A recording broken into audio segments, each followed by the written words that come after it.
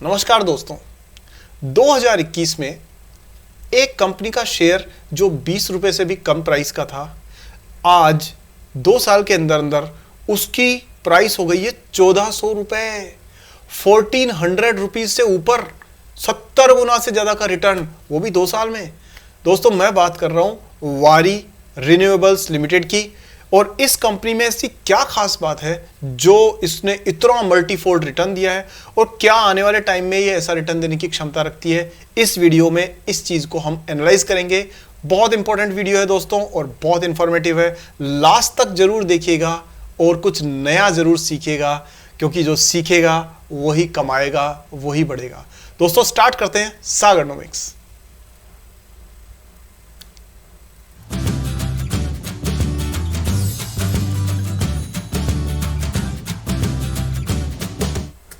यहां दोस्तों हम सबसे पहले टेक्निकल्स की बात करते हैं, और टेक्निकल चार्ट वारी रिन्यूएबल्स का आपके स्क्रीन पर है। और यहां देखिए कि ये जनवरी 2020, यानी कि यहां स्टॉक की प्राइस है 15 रुपए 20 पैसे। किसकी? वारी सिस्टम्स की, वारी रिन्यूएबल्स की। और उसके बाद में ये हम आ जाते हैं 25 अगस्त 2023 को 1300 रुपए, और उससे पहले ये 1400 रुपए, 1450 रुपए 28 जुलाई को। दोस्तों 20 रुपए से कम का स्टॉक और 1400 रुपए से ऊपर चला गया। कितने टाइम में? 2021 से 2023 में। और आप एक चीज देखेंगे कि ये सब कुछ नया नहीं है। अगर किसी ने यहां ध्यान दिया होता, यानी कि 2013 से 2015-17 इस सब में प्राइस तो कम रही है इसकी 15-20 रुपए, लेकिन दोस्तों वॉल्यूम देखिए। अगर वॉल्यूम ज्यादा है, इसका मतलब स्टॉक में कुछ ऐसा हो रहा है जिस पे अभी इन्वेस्टर्स की नजर नहीं पड़ी हुई है। तो ये चीज देखने, अगर हम लगातार रिसर्च करते रहते हैं और चीजों पे नजर रखते हैं, तो दोस्तों कहीं ना कहीं कोई ना कोई सिग्नल मिलकर के ये चीज आपको पकड़ में आ सकती थी। अब बात यह है कि 5000 स्टॉक्स है, उनमें से ऐसी चीज पकड़ में आती है, कभी नहीं आती है। लेकिन मैं आपको ये जरूर कह रहा हूं कि अगर ये कंपनी पकड़ में नहीं आती तो ऐसी कोई और कंपनी पकड़ में आ जाती। पर लगातार नया सीखना और रिसर्च करना और अच्छे वीडियोस देखना बहुत जरूरी है, वो भी लास्ट तक, 2 मिनट तक नहीं, उससे कोई फायदा नहीं होगा। चलिए, तो यहां आप देखिए टेक्निकल्स पे हम लोग इसके टेक्निकल चार्ट को ही ओपन कर लेते हैं एक बार। ये आपके सामने दोस्तों टेक्निकल चार्ट है, और आप देख सकते हैं कि इस कंपनी ने 2021 के बाद में वॉल्यूम जो है ना, वो पीछे तो खैर वॉल्यूम एकदम से तेज हुआ था, कम हुआ था, लेकिन यहां से कंसिस्टेंटली हाई वॉल्यूम के साथ में कंपनी ने ट्रेड किया है। और आप ये देखें कि ये मैंने जो कहा था आपको शुरू में कि volume is a very very significant indicator. ये बहुत पावरफुल इंडिकेटर होता है जो बताता है कि कंपनी का ट्रेंड कैसा है, स्ट्रॉन्ग है प्राइस ट्रेंड या कम है। तो देखिए यहाँ के मुकाबले में यहाँ आप देखेंगे बड़ी बड़ी इमारतें बनी हुई है जो इसके स्ट्रॉन्ग ट्रेंड को दिखाती है। साथ ही कंपनी की देखिए यहाँ से यहाँ तक, पहले ये कंसोलिडेशन का पार्ट था, आप देख सकते हैं इस पूरे पीरियड में कहीं भी ब्रेकआउट नहीं है। और उसके बाद में मतलब 2020 से लेकर 2021 तक तो कोई ब्रेकआउट है ही नहीं। लेकिन 2021 में कुछ ऐसा हुआ है कि इसने अप ट्रेंड शुरू हुआ है कंपनी के अंदर। और देखिए ये अप ट्रेंड भी एक चैनल में चला है, यहां तक, कहां तक? ये चला है दोस्तों आपका चैनल में 2023 के आसपास तक। यहां तक ग्रोथ तो हुई है, निश्चित रूप से हुई है कि यहां अगर मान लीजिए प्राइस आपकी इसकी जो है यहां थी शुरू में, अगर मान लो 10-12 रुपए के आसपास थी, बट यहां आते आते 200 रुपए के आसपास में प्राइस हो गई है और ये कंटिन्यू चला। लेकिन असली जो जबरदस्त इसको फायदा हुआ है वो तब हुआ है जब इस जगह इसने अपने रेजिस्टेंस को तोड़ा है।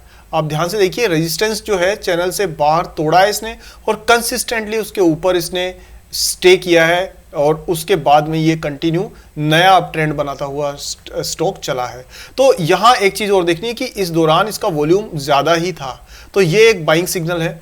खासतौर पर अगर आप इसके बाइंग सिग्नल की और दूसरी चीज वजह भी देखना चाहें तो यहां आप देख सकते हैं कि ये 2 मूविंग एवरेजेस ने क्रॉस किया है, और वो आपको एक बाय सिग्नल देता है जब भी प्राइस के नीचे मूविंग एवरेजेस क्रॉस करते हैं। और वो करने के बाद में कंसिस्टेंटली जो है स्टॉक प्राइस बढ़ती जा रही है। आगे इसका क्या है? आगे दोस्तों ये है कि ये जो प्राइस चैनल है, ये अगर मैं बात करूं इसकी, इसको एक सेकेंड,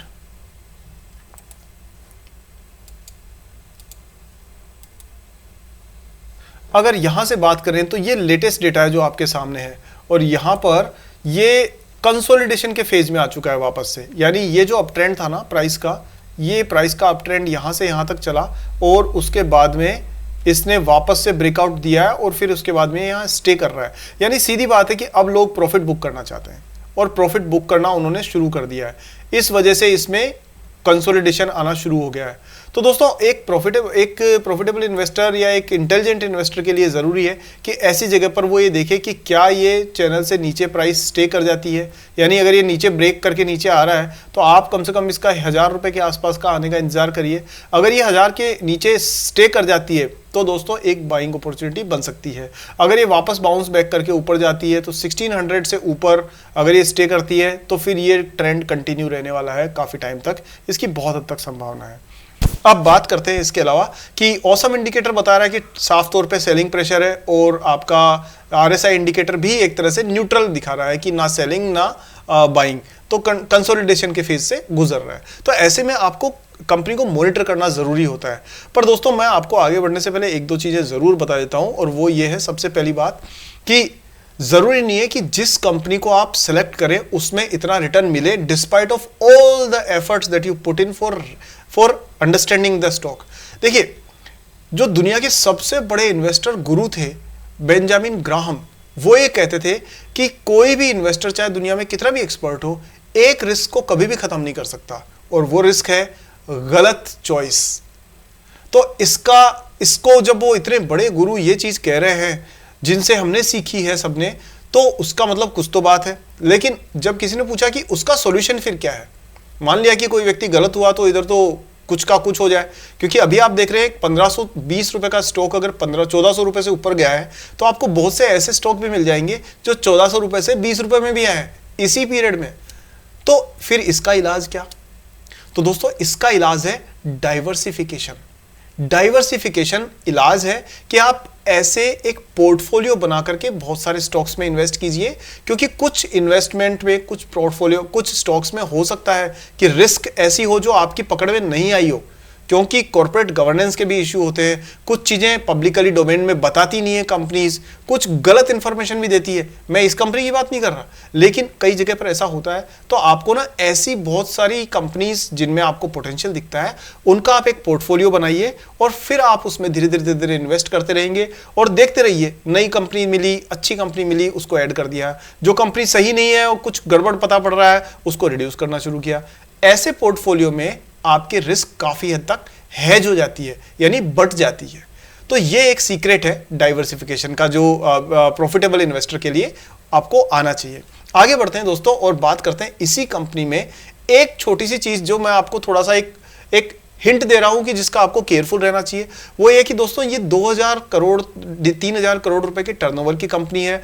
ऐसी कंपनीज बहुत तेजी से ग्रो कर सकती हैं, लेकिन छोटी कंपनीज में हमेशा एक रिस्क होती है और वो होती है लिक्विडिटी की रिस्क। मतलब ऐसी अगर आप मान लीजिए इसी टाइप की कुछ 8-10 कंपनियां आप ढूंढोगे तो कई कंपनीज ऐसी होगी जिसमें ट्रेडिंग बहुत कम होती है या नहीं हो रही है। ऐसे में आपके शेयर फंस जाते हैं। अगेन डाइवर्सिफिकेशन आपने कर रखा है, पोर्टफोलियो बना रखा है, तो आपको कहीं ना कहीं अगर एक फंसता है तो दूसरा चलता है, ये आपको बैलेंसिंग मिल जाती है। वापस चलते हैं दोस्तों और देखते हैं कंपनी के फंडामेंटल्स पे नजर डालते हैं।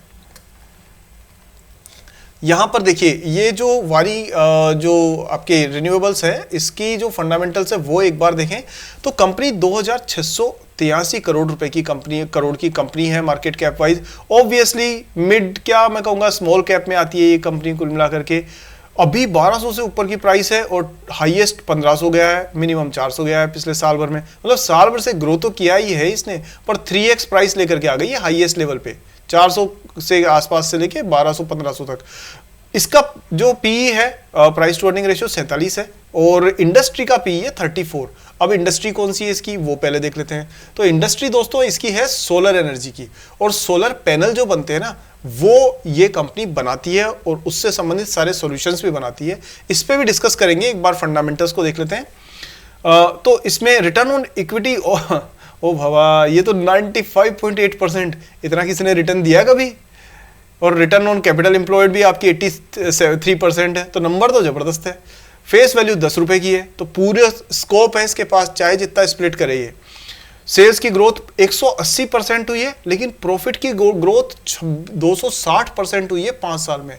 दोस्तों, एक कंपनी कभी भी तब ग्रो कर सकती है चाहे जो आप गणित लगा लीजिए उसमें, लेकिन जब तक बिजनेस मॉडल दमदार नहीं होगा तब तक कंपनी कंसिस्टेंटली ग्रो नहीं कर सकती।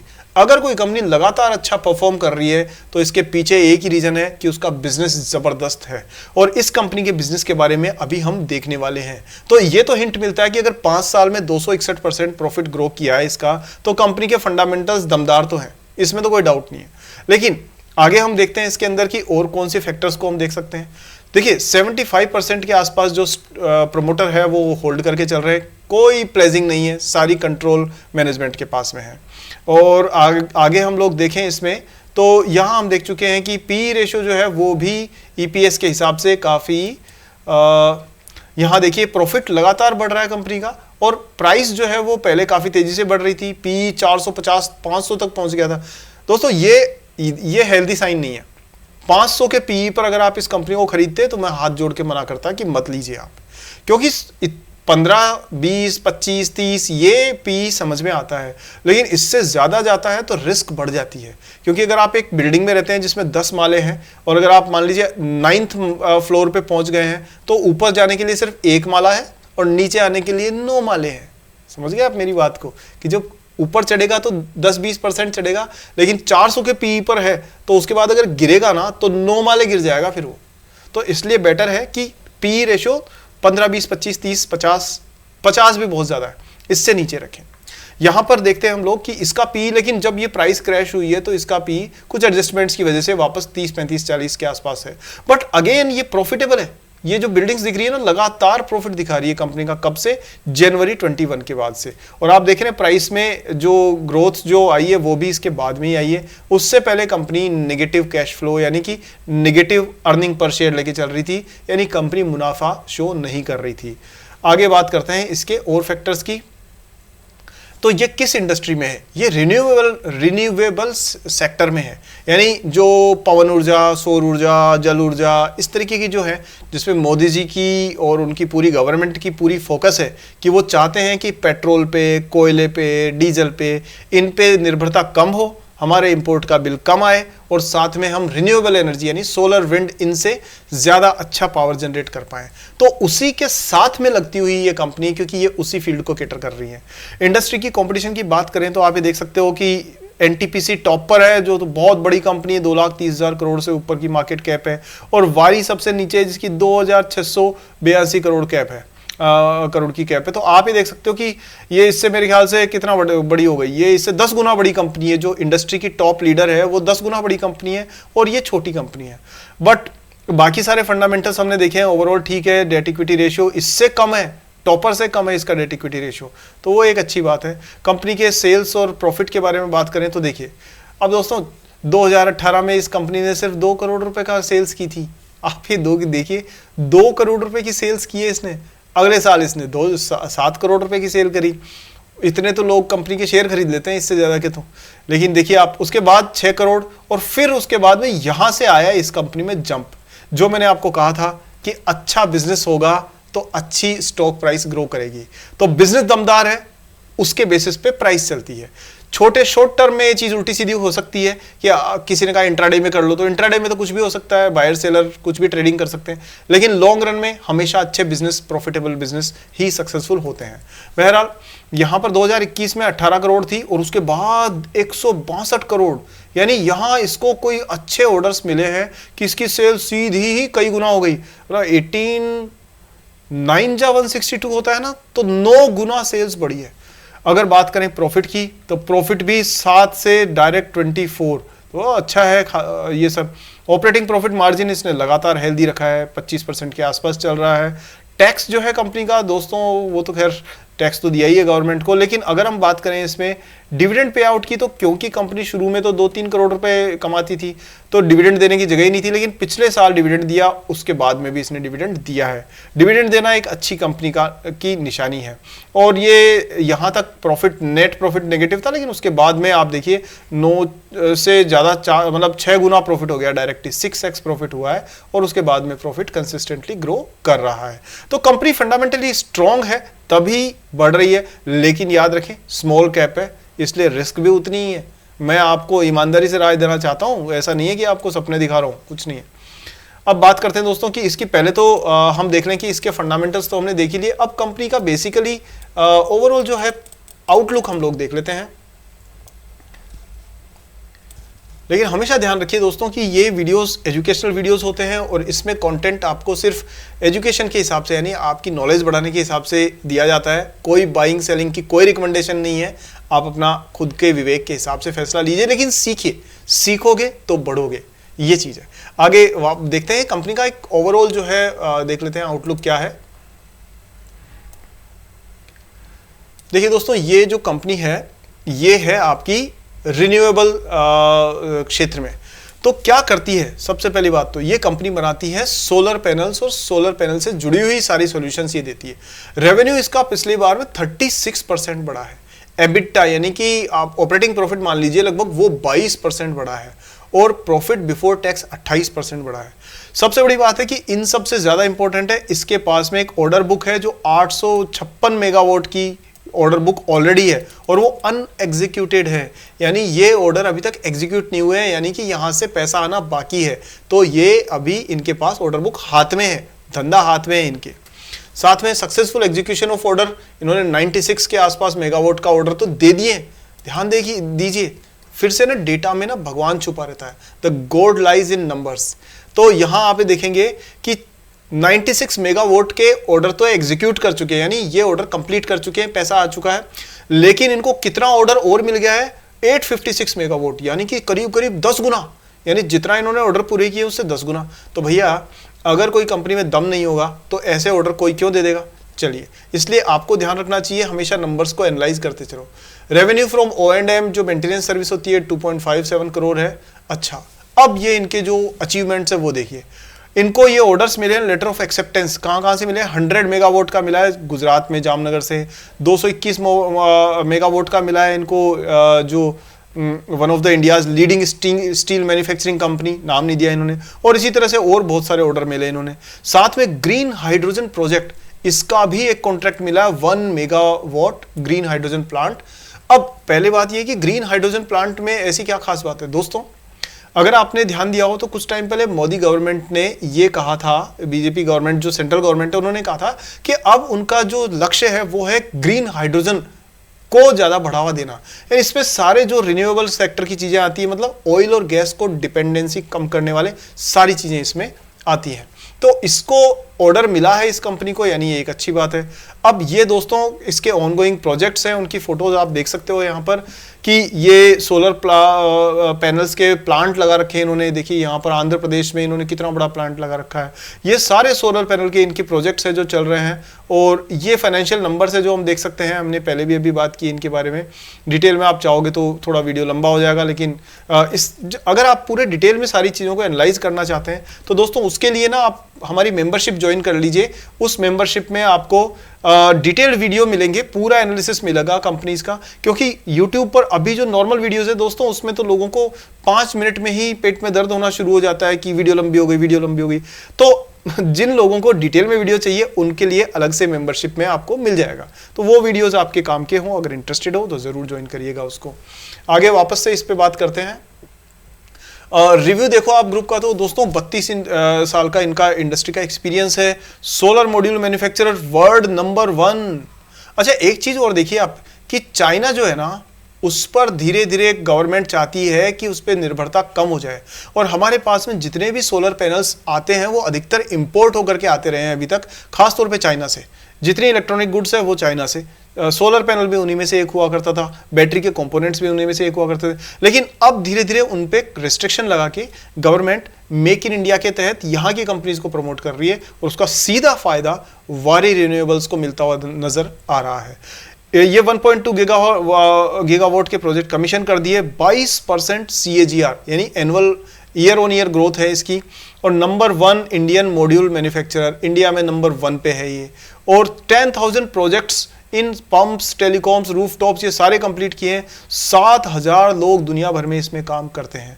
दोस्तों नंबर्स सॉलिड हैं, तभी ये आगे बढ़ती हुई दिख रही है।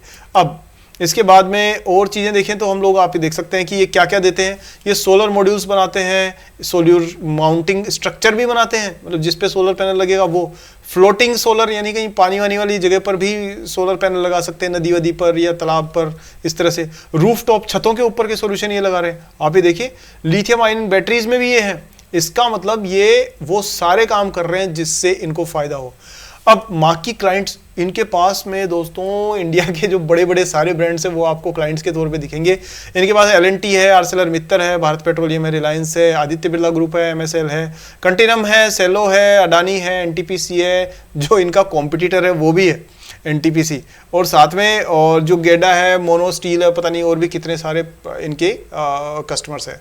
कंपनी का ओवरव्यू आप देख सकते हैं, ये चेयरमैन वगैरह हैं कंपनी के, काफ़ी दमदार मैनेजमेंट इसमें नज़र आ रहा है, एक्टिव है, और साथ में आगे सस्टेनेबिलिटी का रोड मैप है। बाकी सारी डिटेल्स दोस्तों बहुत लंबी है, इसमें हम लोग नहीं जाएंगे, बट ओवरऑल आपको ये वीडियो बताने का मकसद ये था कि एक कंपनी जो अगर 20-70 गुना अगर आपको प्रॉफिट दे रही है तो उसका कारण क्या हो सकता है वो आपने समझ लिया होगा इस वीडियो में। यकीन के तौर पे मैं कह सकता हूं अच्छा बिजनेस मॉडल मतलब लॉन्ग टर्म में अच्छा गेन।